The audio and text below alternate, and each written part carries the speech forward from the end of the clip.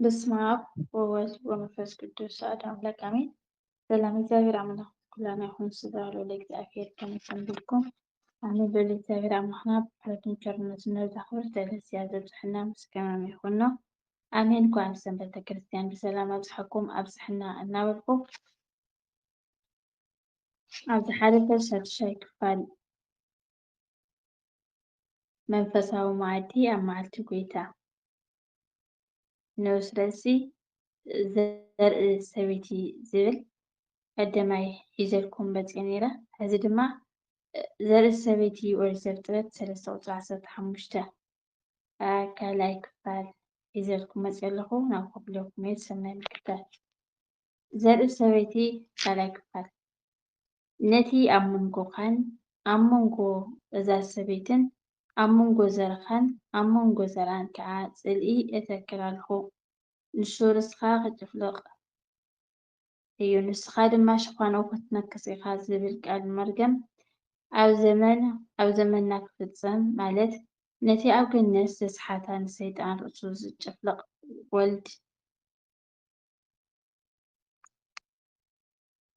ውላድ ክትወልድ ተፅብያ ዝነበረት ሔዋን እያ።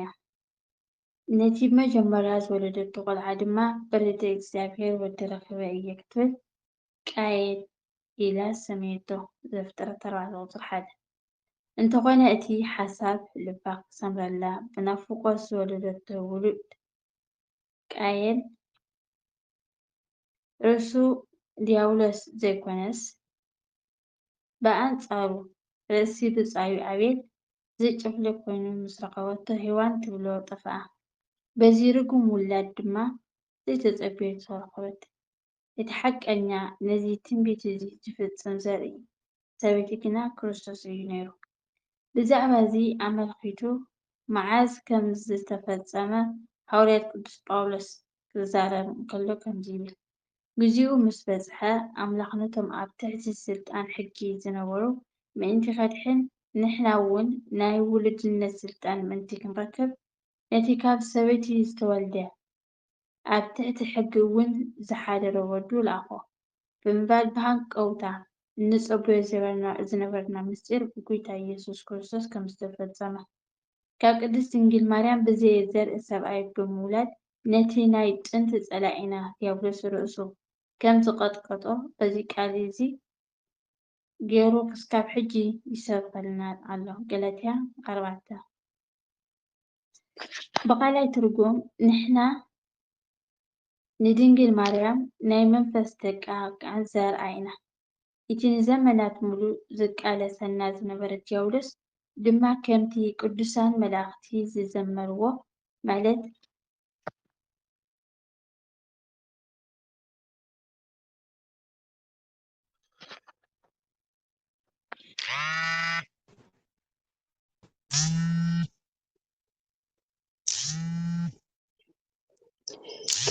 ከመይ ሌትን መዓልትን ኣብ ቅድሚ ኣምላኽና ዝኸሶም ዝነበረ ከሳት ኣሕዋትና ተደርብዩ እዩ። ሳላ ደም እቲ ገንሸልን ሳላ እቲ ዝሰበኽዎ ቃል ሓቅን ድማ ሰዓርዎ ኢሎም ኣው ኢሎም ስዕረት ናይ ዲያብሎስ ንዓለም ከም ዘበስሩ ሳላ ደም ክርስቶስ ስዒርናዮ ኢና። ራእይ ዮሃንስ 12 ካብ 10-12 ቅዱስ ዮሃንስ አፈወርቅ ብዛዕባ እዚ ኣመልኪቱ ትርጉም ኦሪት ዘፍጥረት ኣብ ዝብል መፅሓፍ ከምዚ ዝስዕብ ኣቕሚጥልና ኣሎ። ምናልባት ግን ካባኹም ንሔዋን ዘስሓታ እቲ ኣብ ተመን ተሰዊሩ ዝመፀ ሰይጣን እንተደኣ ኮይኑ ተመን ደኣ ንምንታይ ክንዲ ዝኣክል ፍርዲ ይቕበል ኢሉ ዝሓትት ኣይሰኣነን እዩ። እዚ ዘረባ እዚ ድማ ክስካብ ክንደይ እግዚኣብሔር ምስ ደቂ ሰባት ዘለዎ ፍቕሪ ካብ ዘረባ ዝሓለፈ ምዃኑ ዘርእየና ቃል እዩ። ሓደ ምድራዊ ኣቦ ነቲ ንወዱ ዝቐተሎ ሰብ ምስ ሓረሞ እንደገና ንመሳርሒኡ ከም ዝሰባብረሉ ብተመሳሳሊ እግዚኣብሔር እውን ኣብ ልዕሊ እቲ መሳርሒ ሰይጣን ዝኾነ ተመን ክስካብ ክንዲዚ ፍርዲ ፈረደ። ካልኣይ ኣብቲ ብዓይንና ዘረአ ተመን ክስካብ ክንዲዚ መቕፃዕቲ ካብ ኣውረደ ኣብ ልዕሊ ዘርአ ዘይርአ ኣብ ልዕሊ እቲ ዘይርአ ረቂቕ ሰይጣን ድማ ክሳብ ክንደይ ከቢድ ፍርዲ ከም ዝፈረደ ንኽንፈልጥ ኢሉ እዩ ከምዚ ዝገበረ። ምክንያቱ እቲ ምክንያት ስሕተት ዝኾነ ተመን ክሳብ ክንዲዚ ፍርዲ ካብ ተቐበለ እቲ ምንጪ ስሕተት ዝኾነ ዲያብሎስ ከመይ ዝበለ ፍርዲ ተቐቢሉ ይኸውን? እምበር ብውሑድ ናይ ዲያብሎስ መቕፃዕቲ ክሳብ ክንደይ ከም ዝነበረ ካብቲ ጎይታ ዝተዛረቦ ቃል ተበጊስና ክንርኢ ንኽእል ኢና። ኣብ ግዜ ፍርዲ ነቶም ብፀጋም ዝቆሙ ሓጣን ከምዚ እዩ ዝብሎም፣ ኣቶም ርጉማት ካበይ ርሒቕኩም ናብቲ ሰይጣንን ንመላእኽቱን ዝተዳለወ ናይ ዘለኣለም ሓዊ ኪዱ። ማቴዎስ 25:41። ስለዚ ብኣካል ኣዘራርባ እዚ ዘይጠፍእ እሳት ዘይድቅስ እውን ሓሰኻ ዘለዎ ዘለኣለማዊ ስፍራ ዓለም ካብ ዝፍጠር ጀሚሩ ንዲያብሎስን ሰራዊቱን እዩ ተዳልዩ። ምስ በለ ወሲኹ ድማ ካብ ሕጂ ንድሓር ሰይጣን ጥራይ ዘይኮነ ካልኦት እንስሳታት እውን ክጎድኡና ከም ዘይኽእሉ ሰይጣን ከም መብረቕ ካብ ሰማይ ክወድቕ ከሎ ረኣኽዎ። እንሆ ተመንን ዕንቅርቢትን ኩሉ ሓይሊ ጸላእን ክትረግፁ ስልጣን ሂበኩም ኣለኹ ዝጎድኣኩም ከዓ ከቶ የልቦን ዝብል ቃል ወንጌል እናጠቐሰ ጎይታ ኢየሱስ ክርስቶስ ክሳብ ክንደይ ዓብዪ ስልጣን ከም ዝሃበና ተመልከቱ። ብምባል ንዓና ንናይ መንፈስ ደቁ ክሳብ ሕጂ ብፅሑፋቱ እናገበረ የዘኻኽረና ኣሎ።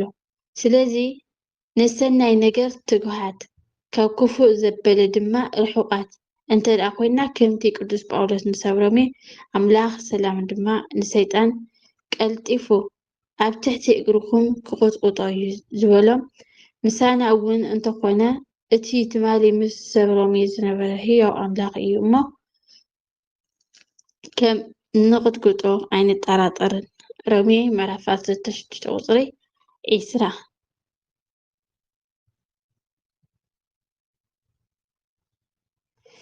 አሜን አሜን። ዘውረ እኳን እንተኳን ቁሰር ቀለባ ፍት ኳን መላእክት ይታረምለይ።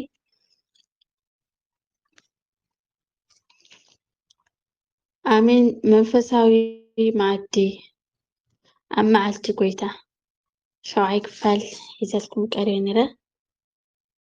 ሕዚ ድማ 8ይ ክፋል ክሳብ ንራኸብ ሰናይ ሰንብቱ። ስብሐት ለእግዚአብሔር።